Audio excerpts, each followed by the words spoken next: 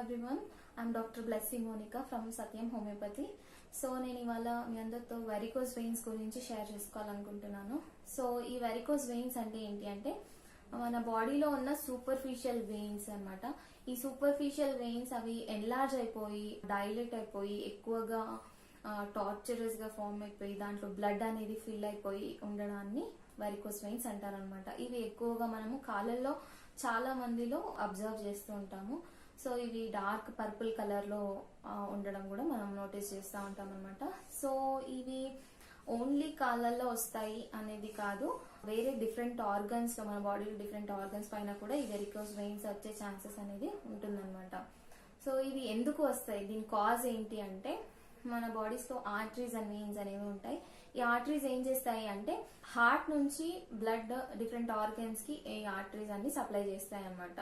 ఈ వెయిన్స్ ఏం చేస్తాయి అంటే అన్ని ఆర్గన్స్ నుంచి హార్ట్ కి బ్లడ్ ని తీసుకొస్తాయి అనమాట. ఈ కాళ్ళల్లో నుంచి బ్లడ్ హార్ట్ కి తీసుకురావాలి అంటే అది అగేన్స్ట్ గ్రావిటేషనల్ ఫోర్స్ గా ట్రావెల్ చేసి హార్ట్ కి తీసుకురావాలి. సో దానికి చేయడానికి ఈ వెయిన్స్ లో వాల్వ్స్ అనేవి ఉంటాయన్నమాట. ఈ వాల్వ్స్ ఏం చేస్తాయి అంటే ఈ బ్లడ్ ఫ్లో ని ఒకటే డైరెక్షన్ లో అలౌ చేస్తాయి అనమాట. అందుకు ఈ వాల్వ్స్ యూస్ఫుల్ అవుతాయి. సో ఈ వాల్వ్స్ లో ఏదైనా డిఫెక్ట్ వచ్చి ఆ వాల్వ్స్ లో ఏదైనా ప్రాబ్లం ఉండడం వల్ల ఆ బ్లడ్ ఫ్లో అనేది ఒకటే డైరెక్షన్ లో ఉండాల్సింది ఆ రివర్స్ ఫ్లో అయ్యి అది ఆ వెయిన్స్ లో ఒక్కటే దగ్గర అక్యుములేట్ అయిపోయి ఆ వెయిన్స్ ఉబ్బిపోయి ఉండడాన్ని మనం గమనిస్తూ ఉంటాం అన్నమాట. సో ఈ వాల్వ్స్ లో ఏదైనా ప్రాబ్లం ఉంటే కూడా మనం ఈ వెరికోస్ వెయిన్స్ ని మనం రావడాన్ని నోటీస్ చేయొచ్చు. ఇది ఒక కాజ్ అన్నమాట. సో దాంతో పాటు నెక్స్ట్ ఆక్యుపేషనల్ గా మనం చూడొచ్చు. సో ఎక్కువగా కాన్స్టాంట్ గా నిల్చొని వర్క్ చేసే వాళ్ళలో కూడా మనము ఈ వెరికోస్ వెయిన్స్ అనేది చూస్తూ ఉంటాము. లైక్ టీచర్స్ లో గానీ, ప్రొఫెసర్స్ లో గానీ, ట్రాఫిక్ పోలీస్ లో మెయిన్ గా వాళ్ళల్లో ఎక్కువగా మనము ఈ వెయిన్స్ వెరికోస్ వెయిన్స్ అనేది మనం చూడొచ్చు అనమాట. నెక్స్ట్ వచ్చేసి ఒబేసిటీ ఈ ఎక్కువగా లావుగా ఉన్న వాళ్ళలో కూడా మనము ఈ వెరికోస్ వెయిన్స్ రావడాన్ని మనం నోటీస్ చేయొచ్చు. నెక్స్ట్ ప్రెగ్నెన్సీ టైంలో కూడా మనము ఈ వెరికోస్ వెయిన్స్ ని రావడాన్ని ఎక్కువగా చూస్తూ ఉంటాం అనమాట. ఈ ప్రెగ్నెన్సీ టైంలో హార్మోనల్ ఇంబ్యాలెన్సెస్ వల్ల కూడా ఈ వెరికోస్ వెయిన్స్ వచ్చే ఛాన్సెస్ అనేవి మనం నోటీస్ చేయొచ్చు అనమాట. ఇవి డిఫరెంట్ కాజెస్ అనమాట ఈ వెరికోస్ వెయిన్స్ ఎందుకు వస్తాయి అనేది.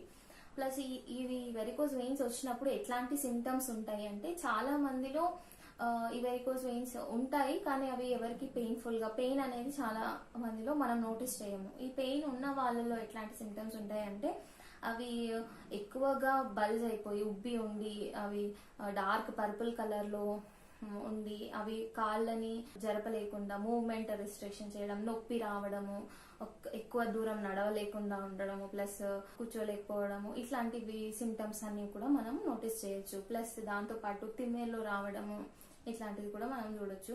దాంతో పాటు ఏంటి అంటే ఎక్కడైతే ఆ వెయిన్స్ అట్లా ఉబ్బి ఉండడం ఉన్నాయో అక్కడ ఎక్కువగా దురద రావడము, ప్లస్ అక్కడ ఉన్న స్కిన్ అంతా కూడా కలర్ చేంజ్ అయిపోవడం, కొంచెం డార్క్ బ్లాక్ కలర్ లో రావడము, ఇట్లాంటివన్నీ కూడా మనము చూడొచ్చు అనమాట. సో ఈ సిమ్టమ్స్ ఉంది, ప్లస్ స్కిన్ ఎక్కువగా ఇచ్చింగ్ ఉండడం వల్ల కూడా ఎక్కువగా ఈ సూపర్ఫిషియల్ గా ఉంటాయి కాబట్టి ఎక్కువ ఇచ్చింగ్ ఉండడం వల్ల కూడా అవి బ్లీడ్ అయ్యే ఛాన్సెస్ కూడా మనం నోటీస్ చేయొచ్చు అనమాట. సో దాంట్లో ఆ వెయిన్స్ లో కొన్నిసార్లు ఏమైతే సివియర్ గా ఉన్నప్పుడు వెరికోస్ వెయిన్స్ సివియర్ గా ఉన్నప్పుడు ఆ వెయిన్స్ లో బ్లడ్ అనేది క్లాట్ అవ్వడం కూడా మనము నోటీస్ చేయొచ్చు. దాన్ని థ్రాంబోఫ్లెబైటిస్ అంటారు అనమాట.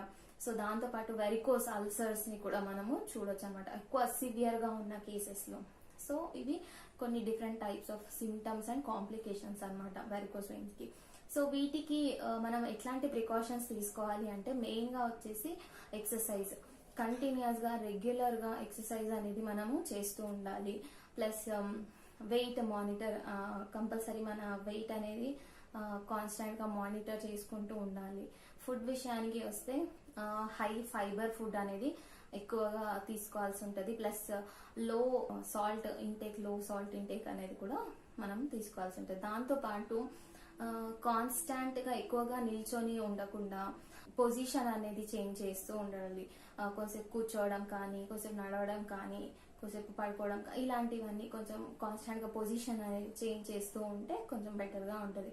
దాంతో పాటు ఈ వెరికోస్ వెయిన్స్ ఉన్న వాళ్ళు ఏం చేయాలి అంటే స్టాకింగ్స్ యూజ్ చేయడము. ఈ స్టాకింగ్స్ యూజ్ చేయడం వల్ల ఏమవుతుంది అంటే ఆ వెయిన్స్ లో ప్రెషర్ అనేది తగ్గి అవి ఎన్లార్జ్మెంట్ అనేది తగ్గడానికి కూడా యూస్ఫుల్ అవుతుంది అనమాట.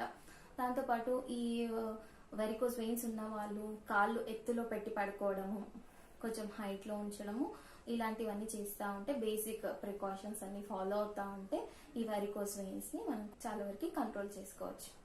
Thank you.